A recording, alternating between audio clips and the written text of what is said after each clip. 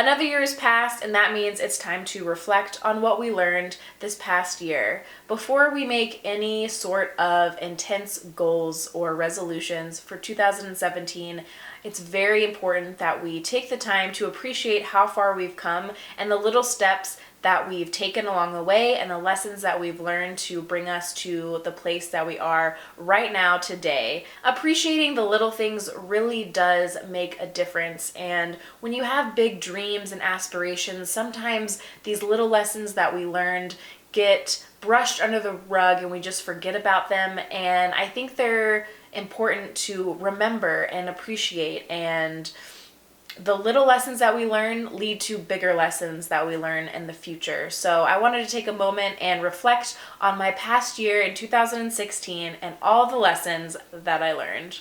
It's more for myself than anyone else. I appreciate you guys watching, but I wanted to make this video for me to look back on 5-10 years down the road and to see how far I've come and the changes that I've gone through as a person. Lesson number 1.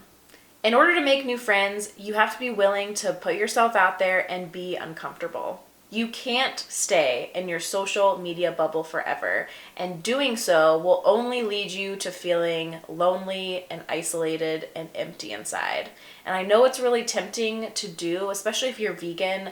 And when you first go vegan, you want to be surrounded by people who think the same way you do, and non-vegans kind of bum you out a little bit, and you don't want to judge them, or you find yourself judging them, and you don't want to be surrounded by people who think that animals are good for consumption. And because of that, it's very easy to want to isolate ourselves from everyone in our life who isn't open to the vegan message, because it kind of wears on us, wears on our soul. But in reality, this is no way to live.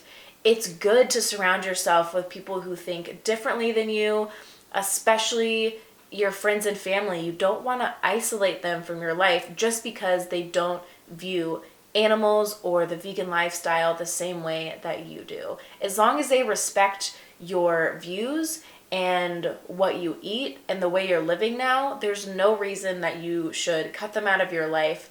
And I highly encourage anyone who is feeling isolated after going vegan to reach out and not seclude yourself from society, because that's no way to spread the vegan message, and it's no way to live your life in general. At the end of the day, the relationships that matter the most are the ones that you have in real life. Choose to invest in those relationships rather than investing in online relationships that you have built.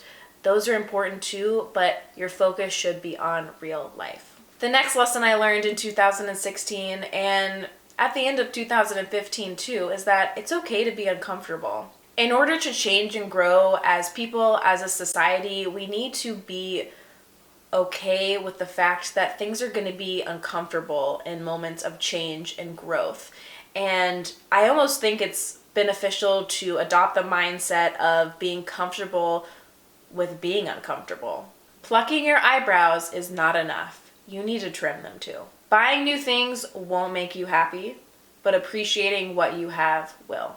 Seeking out the understanding and perspectives of people who think differently than you is necessary in order to shift the political climate in our world today and see change actually happen. Truly loving every layer of yourself down to the very core of your being takes a lot more work than you think. Saying no to things is totally acceptable, and you shouldn't have to apologize for it, but saying yes is good too, and you shouldn't always default to saying no to things, to people, to events just out of habit. Getting older is a beautiful thing. It means you have more experience, you're wiser, and you know a little bit more about yourself. So don't be afraid of getting older. Veganism can't cure everything. Sure, it's an amazing, liberating way to live, but it won't solve all your problems. Expecting a vegan diet to magically change everything in your life for the better is a flawed way of thinking. Going vegan won't pay your mortgage, it won't get you out of debt, it won't make you automatically in shape and fit. Don't expect veganism to save your life. It could, but don't expect it to. That leads me to my next lesson.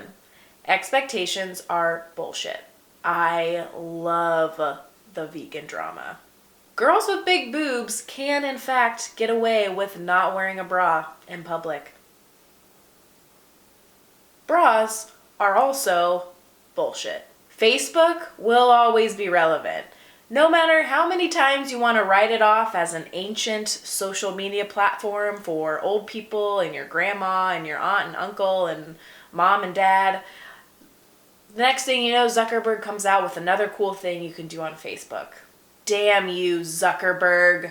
Being married really does get better as the years go on. All of the myths that you hear about marriage ruining your relationship, ruining your sex life, it's not true. If you marry the right person who complements your strengths and abilities and you do the same for them and you make each other better and inspire one another, you're on the right track.